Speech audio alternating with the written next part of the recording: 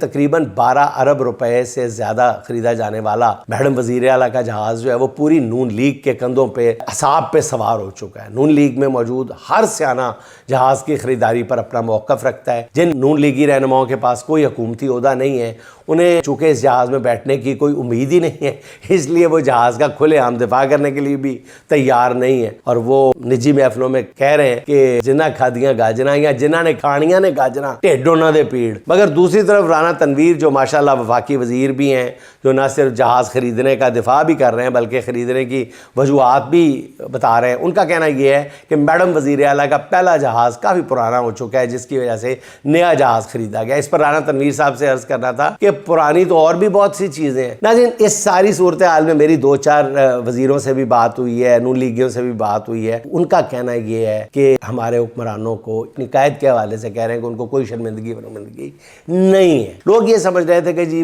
مہنگائی کی اتنی بری صورتحال ہے، سیاسی طور پہ صوبہ اور ملک جو ہے عدم استحکام کا شکار ہے، ایسے میں سوال ہی پیدا نہیں ہوتا کہ حکومت جو ہے وہ اتنی مہنگی عیاشی افورڈ کر کے بیل کو سرخ رومال دکھائے۔ ایسے مضحکہ خیز بہانے لگائے گئے، پھر اندازہ ہوا کہ اس حکومت کو رتی برابر بھی عوام کی تکلیف کا احساس نہیں۔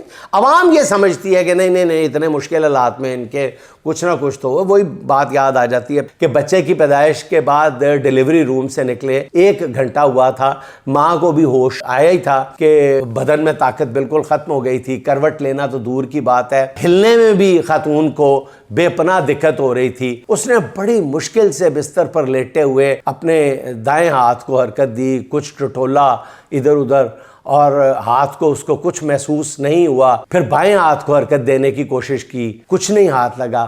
وہ عورت بے چین ہو گئی، خیال آیا کہیں نیچے لڑک کر تو نہیں گر گیا۔ او خدایا! ہمت کر کے بمشکل پلنگ کے نیچے دیکھا، اس نے نیچے بھی نہیں تھا۔ گھبراہٹ ہوئی، ہاتھ سے پسینے کی بوندیں نمایاں ہونے لگیں۔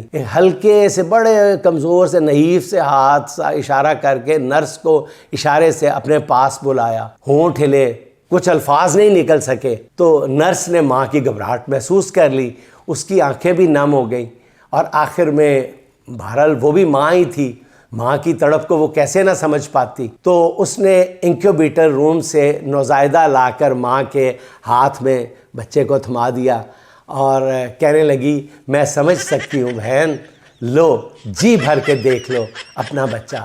ماں بولی اور بچہ نہیں، میں اپنا موبائل ڈھونڈ رہی ہوں۔ ناظرین، یہ حکومت جو ہے یہ بچہ نہیں اپنا موبائل ڈھونڈ رہی تھی۔